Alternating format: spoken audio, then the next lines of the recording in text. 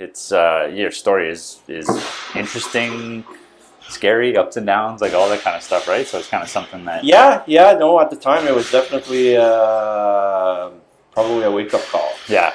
I think that July 2017 it was That's when it was. July 25th actually. Okay. So, you're never gonna forget that. No, that's something you never forget. So Yeah. It's obviously something that I was not expecting. Yeah. At the time, I knew my family history, so I wasn't feeling good. So I decided I had to get into a gym somewhere. Yeah.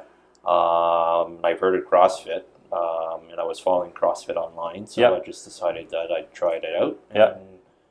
So I came by and I met with the staff here, and we set up a date and came, and then I came and started doing my workout. Yeah. Now, was that your first class that you were here? Your very first class? It was not even a class. Okay. I was trying it out. Yeah. And I signed the waiver. Not thinking anything was going to happen, right? So, but I think anytime anyone signs a waiver for anything, that's the last thing on your mind, right? You're just kind of like, oh, let's get this over with, and absolutely. You're not thinking that anything's going to happen at that time. 100%. Walked probably most of it. Starting to feel a little out of breath because it was 4:00 in the afternoon. It was hot. It was pretty warm. Middle of July, late July. So I just came back. By the time we got back here, did my stretches. And then literally I sat there for a second, and then I got up, and then we came into do barbell squats. And that's the last thing I remembered. Really? So it just kind of went black from there? I went black for, I guess, 20 seconds. Wow. I passed out on the ground. Okay. You just crumpled to the ground? Yeah. Pretty much, I guess. Right? Yeah. When I woke up, basically, I was just laying there. Okay. Right, and I had, I guess, Phil. Who was there at the time. He was, funny enough, he was actually working out right beside me. And we decided he just checked my pulse, and he said, "Yeah, you were out for about 15, 20 seconds." Yeah. So, got up, sat in a chair. Was asked if I wanted to get an ambulance. I said, "Yep." Yeah. You could tell. Yeah. Well, I was.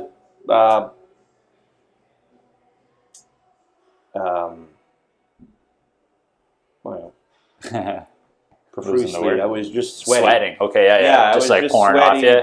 Yeah. So and it's funny because I didn't do a workout. Maybe the run. In the heat. And all that. So, I just sat there and I was just sweaty. You're kind of waiting for it to pass, hoping for it to go away. Yeah, and I had a bit of chest pain reaction there, and I was just not feeling too hot. Yeah.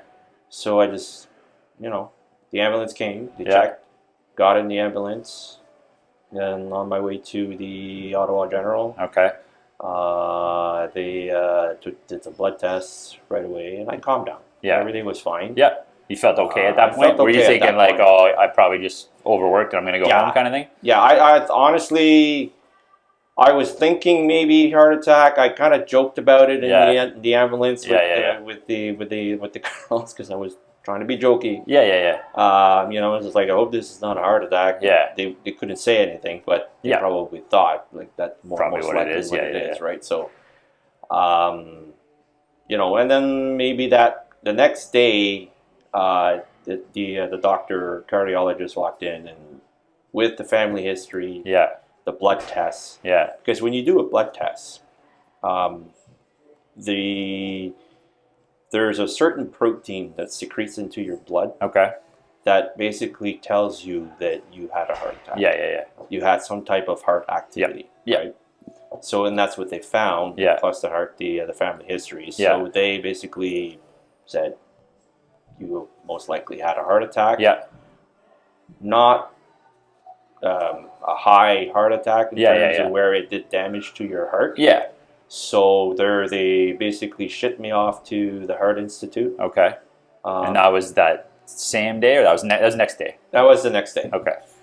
So I slept over at the Ottawa General. This was on the 26th. Yeah. So the 27th is when I found out. I went and got into the Heart Institute. Yeah. They immediately brought me into the day surgery, what they call it. So, and then they immediately brought me downstairs and did a angiogram. Yeah. Through your arm. Yep. They go check your arteries. Yep. They check everything. Yep. Within 10 minutes, the cardiologist walked out from behind the screen doors and basically said that you are blocked. Okay. I'd say 80% in most. Yeah. If not higher in everything. So now you've gone from kind of thinking it's not that big a deal to like, now I'm scared kind of thing? Yeah. Yeah. Yeah, now I'm just basically laying there on a sheet of metal. Yeah. Because that's what it is. Yeah. Thinking, all right, I'm 38 years old. Yeah. My life just flashed right by. Yeah. Thinking, okay, I could have died. Yeah. You don't know. That's Like, scary. It's scary scary. Is all hell, very right? scary. Yeah. So, the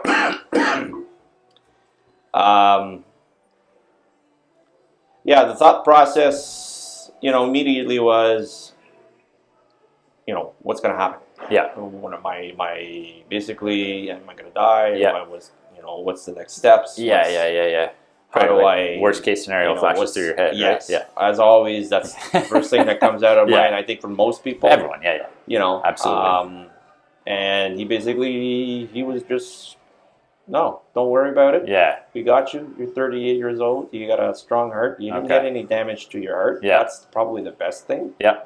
The heart muscle itself is fine. It's just the arteries. So had the severity of that heart attack been worse, you could have been in a much darker, more dangerous place, right? Yes. Yeah. So they brought me back upstairs. He came over and sat down with me. And basically had a diagram of my heart. Yeah. And said, this is what we're going to do. We're going to do a five bypass. Okay. So basically, he explained to me what we were going to do through the diagram. Yeah. And I was just, okay, all right. Yeah. So what are the odds? Yeah. Says, well, technically, you have less than 1% chance of anything happening. Going wrong. Okay. So complications can happen. Any surgery, They right? can't Obviously. guarantee that you're going to get out of it. Yep. Even though I wanted that guarantee. Give me 100%, damn it. I was like, come on, just say the word. Yeah. I know they can't. Yeah. So, but you hear 99, you got to be feeling a little better about the whole thing, right? No, absolutely. Yeah. But you're still scared. Fear. Yeah. Right? That fear monger that's just sitting there and you're like, man. Yeah. Like, okay. Yeah. All right. You know what? Family, my dad had just arrived, so they knew right away. So that basically I had family, I had friends, and so now it was a matter of waiting. Yeah. Okay. And I met, very next day, I met probably the top surgeon. Okay. Mark Ruel. Okay. From the Ottawa Heart Institute. Yeah. So, and I met with him, and he was calm, cool, and collected. Yeah. That's what you want. Yeah, absolutely. You don't want a shaky... oh, I've never seen this before. Yeah, I don't want somebody that's shaking hands and, I don't know, like with the scalpel, I'm not sure I want you there. So this guy sees this all the time, right? Yeah, and he's like, at the time, he was mid-40s. Yeah. So he was not much older than I was. Yep. So I was, okay. I'm looking at him, and I'm like, where did I go wrong? Like, should have studied a little more. It's funny that's what's passing through your head at that time, right? You want to make, just trying to be open-minded and happy, and basically say, okay, you know what, you're going to get through this. Yeah. But be positive. Yep. Right? Yeah. I think, because the surgery was supposed to start at 7. Yeah. So probably have to be there at 6:30. Yeah. I don't remember anything much. Yeah. After. So you're out. They put you well, out the nurses were coming in and out, and obviously they were starting to put me under. Yeah. So just kind of like, that's pretty much it. What I remember post. Yeah. It's like surgery was 5 hours. 5 hours. Okay. So it starts at 7. Starts at 7. You're in there till what? 12:30. Yeah. 1 o'clock. Yep. surgeon just goes in there and does the dirty work and Yep. then basically says, okay, close them up. Yeah. That's it. Yeah. Right. So, and the first thing I remember was probably I was in and out in the post recovery room. Yep. Didn't remember a whole lot, just besides maybe the bells and whistles that was going on around me, people talking, mumbling, not paying attention. I was literally out for about a day. Yeah. If not 2. So in that time when you're kind of out of it, do you even have like that moment of clarity where you're like, okay, well, I made it through. That's like step 1, or you're so out of it you don't even think like that yet? Well, the drugs are maybe. I would think so.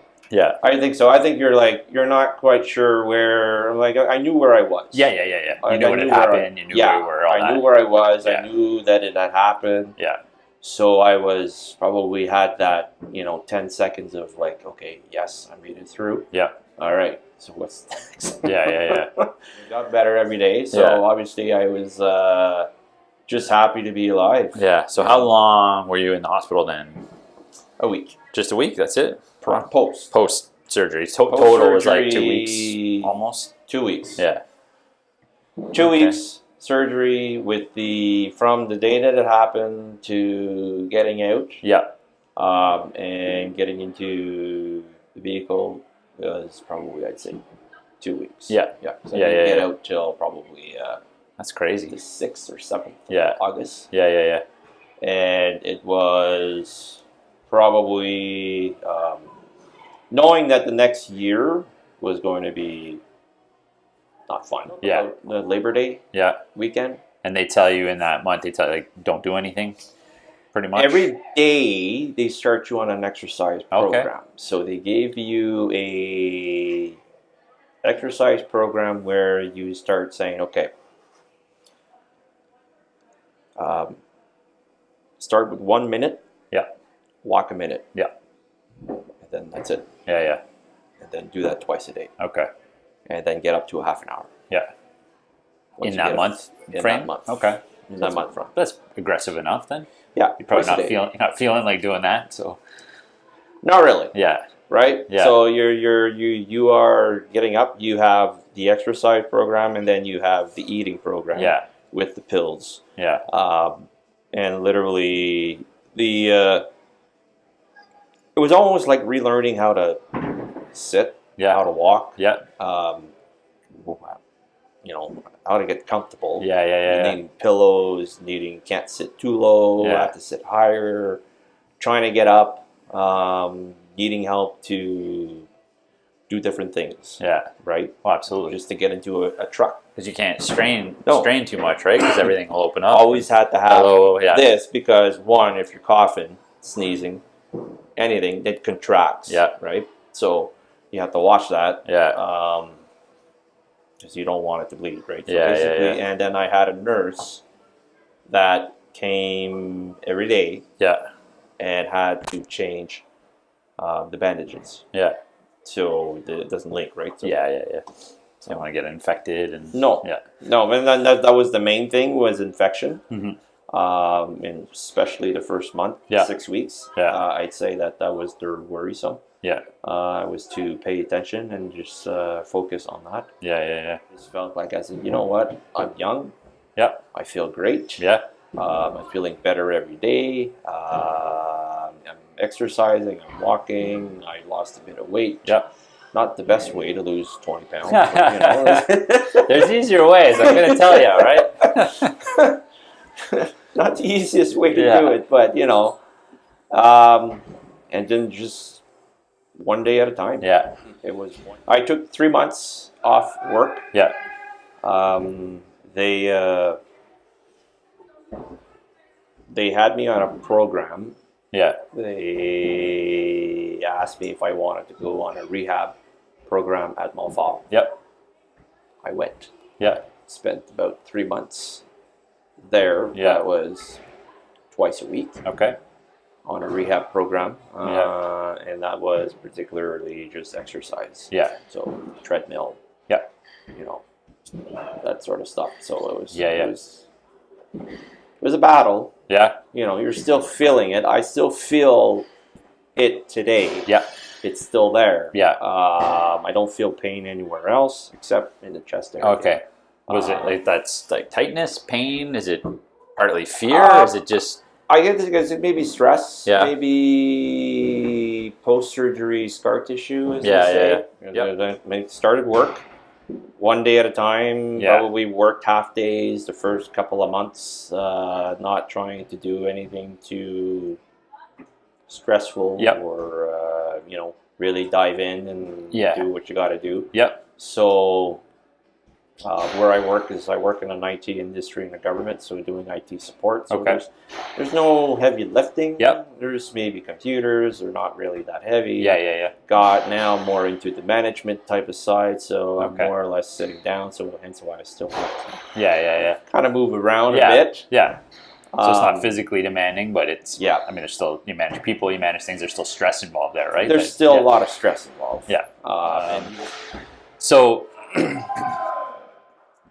I mean, we'll kind of put a bit of a bow on what we're talking about there in the sense that had you not had that heart attack, I mean, this was a serious issue, an underlying serious issue that was there that was going to be a problem at some point regardless, right? So probably you came through that best case scenario. Yes. Right? Yes. Thank you for bringing that up because I'm going to be really honest with you. It was probably the best case scenario, like you said, that could have happened. Like, could have happened while I was at home alone and there's no one there to help you or call an ambulance. Exactly. Yeah. Was not in public, was not around anybody. That's scary. That's scary. Yeah. That's scary. But the scenario, what came through and what happened and the people that were there, like Dan was there, Paula. Phil. All of our we all have CPR. We all are ready to do something if that situation comes up. Ideally, it never comes up, right? Hopefully, I would hope that I never have to help someone in that case. I can if it does, but hopefully that, But obviously we're extremely happy you're still here. Everything worked out. Yeah. That's such a scary and such a to hear. One of our clients had a heart attack at the gym. Like, oh my God, that is the absolute worst case scenario. I can imagine. Right. Having said that, the silver lining of all this is that it all was for the best for you, right? Yes. But let's say now come up to current day. So for you. I guess run me through what's going through your head to think that I want to go back to that place and try again. It was kind of a battle. Yeah. And the mind was kind of a battle. Yeah. I know that I did come back in the past and talk with Dan and just wanted to say thank you and to him, and I did so. And he asked me if I wanted to come back, and I said not right away. I wasn't ready. Yeah. I said I don't think I'll be able to do CrossFit because the lifting, the pushing, and all that. Yeah. I still gotta watch. Yeah. This. Yep. So I guess it was just a mind battle, but then I just felt like myself. I was following back into my old habits. Sure. Making excuses. Never finding the time to exercise. The eating habits weren't good. Okay. You'd probably sharpen them up and they had gone back in the other direction? First year, everything was good. I was doing great. I was positive, blah, blah, and et cetera, et cetera. And then I just started to fall back into my old traps. Yeah. Just not eating well, finding myself staying at home, doing other things, and never finding excuses and not going out to do any type of exercise, regardless if it's outside or in a gym. Yep. I'd always say, okay, we're going to do it. Yeah. Start going back. Yeah. Because I was training on both bodies. Yep. But I don't know. I just felt there was nothing kind of pulling me back to go. Sure. Pulling me back to go. Yeah. Pulling me back to go. Yeah. I guess what brought me back here is because I've always had that inkling of wanting to do CrossFit. Mm-hmm. Wanting to try CrossFit. Sure. I knew people from where I'm from that have done CrossFit a long time. Yep. I've watched a lot of the CrossFit games online. Yeah. Not thinking that maybe this is the same. Yeah. But it's still, I just felt like it was more of a community, a family. You get to know people, you make a lot of friends, and you probably hang out a lot too. Absolutely, So, and that's what I kind of needed for myself. Sure. To get into that type of environment where I would feel better for me, physically, mentally, and just be able to say, okay, you know what, I'm improving my life. In both sense.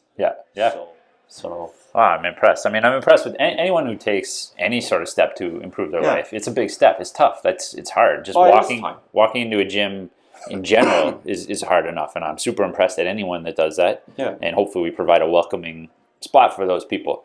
Now, in your story, it's even more impressive to come back. It could be intimidating a second time after how the first time went. Like to me, I'm just.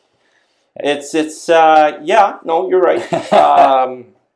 Not knowing am I going to get through the first workout or what's going to happen here, right? So knowing that this was, I don't want to say the scene of the crime, but basically it's well, you can't help but think that way for sure, right? This is where it happened. Like, I'm looking, every time I look at the floor, I'm like, that's where it was. Like, I was right there. So I said, you know what, let's do it. Oh, it's awesome. For me, it was more of a commitment to me, to my health. And I guess the whole family aspect thing. Kind of drove it in more. Oh, that's great. So, I mean, it's like, you always hate selling that CrossFit part of community sounds like overblown and overdone, and people start to think cultish. But I mean, it's legitimately caring about people getting from point A to point B and coming in and showing up, as opposed to just selling a membership and then don't care if I ever see you again. Exactly. I want to see you in here 3 to 4 times a week. I want to see some progress. I want to see you excited about coming in and the progress you're making. Like that. That's what we want here. And then, if that's our definition of community, I think that's pretty cool. Yeah, and the fact that you're allowing, for me, because I need to scale it back. In terms of exercise and what I'm doing, and maybe not doing the exact same thing in terms of the pull-ups or toes to knees or whatever you're doing, or the rope. Yeah, absolutely. These are probably things that I will take probably a long time before I can even do it. You're not alone in that at all, right? So so I don't want to, and I know that I won't feel like, well, look at him, he's got the easy way. I'm like, well, not really. No one ever feels that way. Everyone has started.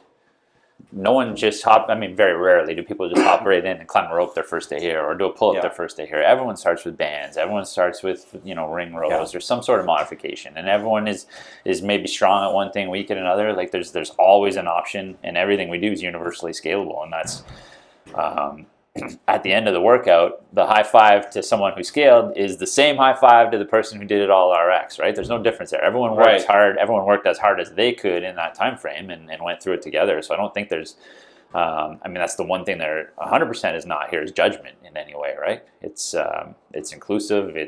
We're all in it together. So it's a team. You're a team aspect, and that's what I like. And just like you said, you feel inclusive. You feel part of something. Fun and exciting, and you want to come back, and you're looking forward to seeing these people again. No matter if it's here or somewhere else. And then you have these, the competitions or the outlets where you hang out as a group afterwards, or whatever that you guys are doing. So that's what I like about it. So and not only are you getting that aspect, like I mentioned, you're getting the exercise out. Yeah, it's good for you at the same time, right? Yes. Because there's a lot of things that are fun that aren't necessarily good for you, but we're combining two here. And, so outside of here, I still play a lot of sports.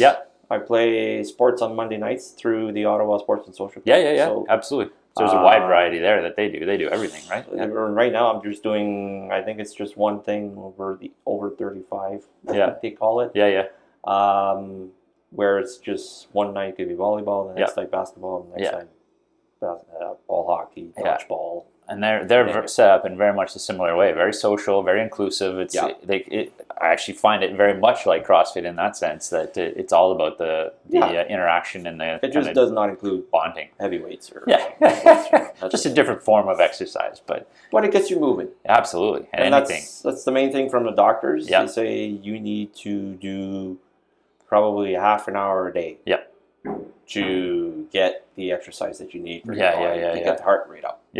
So, it's something that I was looking forward to. I was fearful at the beginning because of what I went through. But I am extremely happy to be here. Oh, that's great. I mean, that's all we can ask for, right? A, you're here, like here in life in general. B, you're here at the gym and you're happy that you are. So, I mean. Yeah. No, I mean, that's awesome, and I truly appreciate you sharing the story with us because, like I said, it's a very unique story. I'm sure a very scary and life-changing story for you, and it's something I thought other people would like to hear. Kind of in a sense of if people think they can't do CrossFit or can't come in here, or I think you've kind of proven that anyone can do anything you want if you put your mind to it. You got to be in that zone where you're positively thinking about it and you're saying, you know what, I'm going to do this. No matter what condition that you are in. If you had a heart attack, if you have anything else that's happened to you, it is a mind game. And you really got to tell yourself, say, okay, you know what, let's do this. One day at a time, stick to the program and enjoy, have fun. It's just, and regardless if CrossFit is something, if that's what you want to do, then you try it. If you don't like it at the end of the day, then you try out something else. Exactly. Absolutely. So, but try, right? There's the one. Try.